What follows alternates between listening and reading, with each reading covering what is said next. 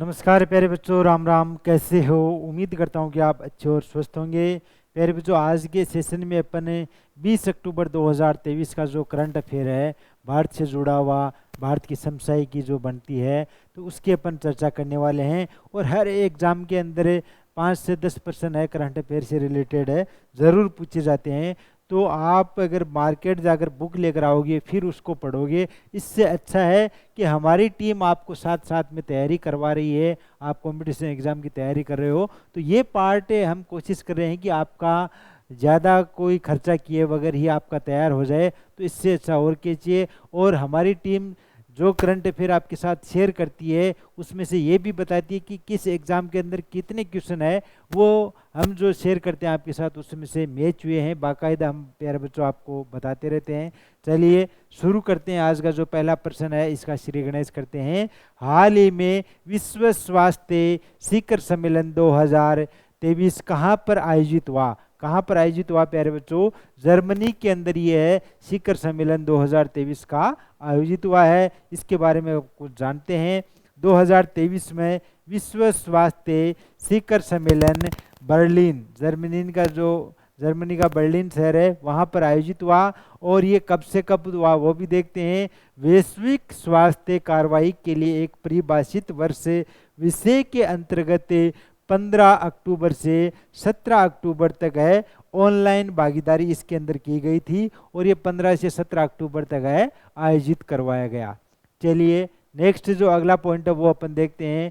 हाल ही में संयुक्त राष्ट्र सुरक्षा परिषद द्वारा बहुराष्ट्रीय सुरक्षा मिशन कहाँ प्रारंभ हुआ? कहाँ पर हुआ प्यारे बच्चों? हैती के अंदर हुआ। इसके बारे में भी कुछ देखते हैं, देखिएगा। हाल ही में संयुक्त राष्ट्र सुरक्षा परिषद यानी कि यूएनएससी ने हैती में सुरक्षा व्यवस्था स्थापित करने, महत्वपूर्ण बुनियादी ढांचे की रक्षा और बढ़ती हिंसा को नियंत्रित करने के लिए केन्या के नेतृत्व में बहुराष्ट्रीय सुरक्षा मिशन यानी कि एमएमएस को मंजूरी दे दी है। तो प्यारे बच्चों इंपॉर्टेंट पॉइंट बन जाता है, इसको आप नोट कर सकते हो। आगे अपन बात करते हैं। नेक्स्ट पॉइंट है वो देखिएगा। आईएसओ प्रमाणन प्राप्त करने वाला भारत का पहला महिला पुलिस स्टेशन कौन सा बना है?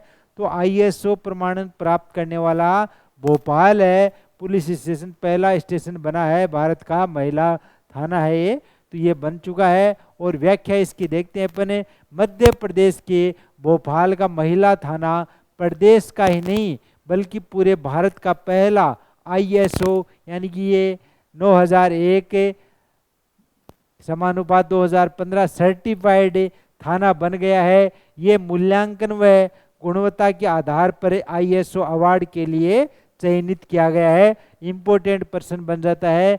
एमपी की एग्जाम हो उसमें तो आएगा ही आएगा, इसके अलावा जो अदर स्टेट की एग्जाम है उसमें भी इसके पूरे पूरे चांसेस बनते हैं प्यारे बच्चों। पहला पुलिस स्टेशन है जो आईएसओ प्रमाणित बना है, तो ये आप में अपने आप में महत्वपूर्ण पर्सन है जो बन जाता है।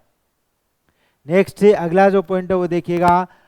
मार्टी अहिताश्री का निधन हो गया है। वह किस देश के पूर्व राष्ट्रपति थे? तो फिनलैंड के ये पूर्व राष्ट्रपति रह चुके हैं।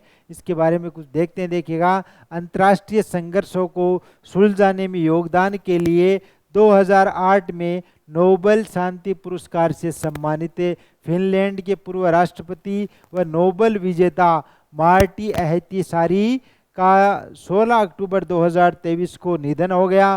वह 86 वर्ष के थे। अहितासारी अल्जाइमर से पीड़ित थे। अहितासारी 1994 से 2000 तक फिनलैंड के राष्ट्रपति रह चुके थे। चलिए नेक्स्ट अगला जो पॉइंट है वो देखिएगा प्यारे बच्चों। आगे अपन देखते हैं। गरबा सॉन्ग माड़ी किसके द्वारा लिखा गया? तो नरेंद्र मोदी जो अपने पीएम उनके द्वारा लिखा गया है। और इनके बारे में देखते हैं। प्रधानमंत्री नरेंद्र मोदी ने अपने नवरात्रि की शुरुआत माड़ी नाम से एक नया सॉन्ग जारी करके की है। इस गीत के बोल नरेंद्र मोदी ने लिखे हैं जिससे दिव्य कुमार ने अपनी आवाज़ में प्रस्तुत किया है। मीत ब्रदर्स ने इस गाने को कंपोज किया। ये गाना गुजराती भाषा में गाया गया है। माड़ी दूसरा गाना है जिसे पीएम मोदी ने इस साल नवरात्रि के लिए लिखा है। तो प्यारे बच्चों, इम्पोर्टेंट पॉइंट बन जाता है और एग्जाम में आ सकता है, तो आप इसको नोट कर सकते हो। अगला जो पॉइंट है वो देखिएगा, जिनेवा में संयुक्त राष्ट्र में भारत के स्थायी प्रतिनिधि कौन बने हैं? तो वो बने हैं अरिंदम बागची। विदेश मंत्रालय के प्रवक्ता अरिंदम बागची को जिनेवा में संयुक्त राष्ट्र और अन्य अंतर्राष्ट्रीय संगठनों में सोमवार को भारत का स्थायी प्रतिनिधि नियुक्त किया गया। जिनेवा में बागची इंद्र मणि पांडे का स्थान लेंगे। भारतीय विदेश सेवा के 1995 के बैच के अधिकारी बागची ने मार्च 2020 में विदेश मंत्रालय के प्रवक्ता के रूप में पदभार संभाला था। तो चलिए नेक्स्ट अगला जो पॉइंट है वो देखते हैं प्यारे बच्चों। आगे है, वैश्विक पेंशन सूचकांक 2023 में भारत की रैंक क्या रही है? तो 45वीं रैंक है वो प्यारे बच्चों भारत की रही है। इनके बारे में जानते हैं, डिटेल में यहाँ पर जानकारी दी हुई है, वो मैं आपके साथ यहाँ पर शेयर कर रहा हूँ। अक्टूबर 2023 में मर्सर CFA इंस्टीट्यूट द्वारा ग्लोबल पेंशन इंडेक्स जारी किया गया। इस इंडेक्स के द्वारा 47 देशों की पेंशन प्रणालियों का आकलन किया गया। इन 47 देशों में भारत की रैंक है वो आपकी 45वीं। भारत का कुल मूल्य सूचकांक इस साल 45.9 है, जो 2022 में 44.5 रहा था। वर्ष 2012 के अंदर भारत 44 देशों में 41वें स्थान पर रहा था। आगे अपन देखते हैं प्यारे बच्चों इनके बारे में। इस सूची में सबसे अधिक सूचकांक में नीदरलैंड 85 पहले, आइसलैंड दूसरे 83.5 और डेनमार्क 81.3 पर तीसरे स्थान पर रहा है। दक्षिण अमेरिका देश अर्जेंटीना, दक्षिणी अमेरिका का देश अर्जेंटीना 47वीं यानी कि अंतिम स्थान पर है। इस वर्ष 2023 में ग्लोबल पेंशन इंडेक्स का 15वां संस्करण है वो जारी किया गया है। तो ये पेंशन सूचकांक के बारे में आप यहाँ से देख सकते हो, इम्पोर्टेंट पर्सन बन सकता है वो, ये आपको ध्यान में रखना है प्यारे बच्चों। नेक्स्ट जो अगला पॉइंट है वो देखिएगा, अपना चंद्रयान वेब पोर्टल किसने लॉन्च किया? तो ये वेब पोर्टल है प्यारे बच्चों धर्मेंद्र प्रधान ने है वो लॉन्च किया। इनके बारे में कुछ जानकारी है वो देखते हैं। केंद्रीय शिक्षा मंत्री धर्मेंद्र प्रधान और इसरो अध्यक्ष डॉक्टर श्रीधर पाणिकर सोमनाथ ने 17 अक्टूबर को मिशन चंद्रयान 3 पर स्कूली छात्रों के लिए विकसित वेब पोर्टल अपना चंद्रयान लॉन्च किया। इसे शिक्षा मंत्रालय के स्कूली शिक्षा एवं साक्षरता विभाग के तत्वाधान में NCERT द्वारा विकसित किया गया है। अगला जो पॉइंट है वो देखते हैं प्यारे बच्चों। हाल ही में भारत और किस देश ने 2+2 वार्ता नई दिल्ली में आयोजित की है? तो ब्रिटेन ने। इनके बारे में जानकारी देखते हैं।